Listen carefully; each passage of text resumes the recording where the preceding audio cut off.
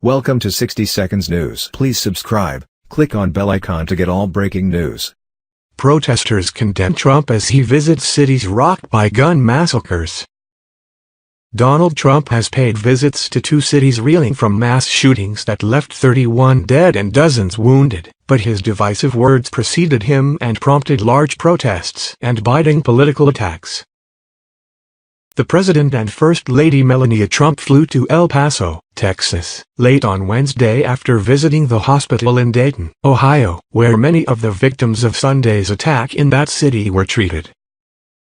For most of the day, the Republican president was kept out of view of the reporters traveling with him, but the White House said the couple met hospital staff and first responders and spent time with wounded survivors and their families.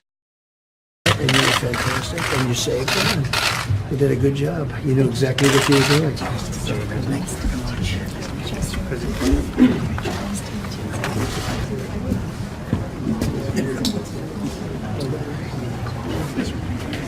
They have done an incredible job. Both places, just incredible. And the enthusiasm, the love, the respect, and also the telling me, let's see if we can get something done. And Republicans want to do it and Democrats want to do it. Mr. Trump told them he was with them, said Press Secretary Stephanie Grisham. Everybody received him very warmly. Everybody was very, very excited to see him. But outside Dayton's Miami Valley Hospital, at least 200 protesters gathered, blaming his incendiary rhetoric for inflaming political and racial tensions in the country and demanding action on gun control.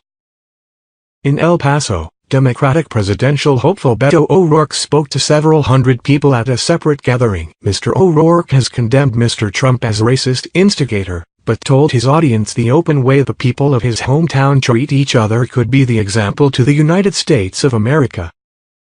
22 people in my hometown are dead after an act of terror inspired by your racism. El Paso will not be quiet, and neither will I. Emotions are still raw in both cities in the aftermath of the weekend shootings. Critics claim Mr. Trump's own words have contributed to a combustible climate that has spawned death and other violence.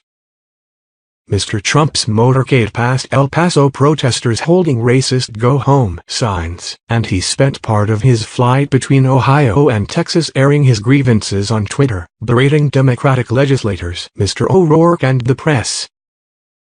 Mr. Trump and the White House have forcefully disputed the idea that he bears some responsibility for the nation's divisions, and he continued to do so on Wednesday. Meanwhile, the Dayton, Ohio shooter had a history of supporting political figures like Bernie Sanders, Elizabeth Warren, and Antifa. I hope other news outlets will report this as opposed to fake news. Thank you. My critics are political people, he said as he left the White House, noting the apparent political leanings of the gunman in the Dayton killings. He also defended his rhetoric on issues including immigration, claiming instead that he brings people together.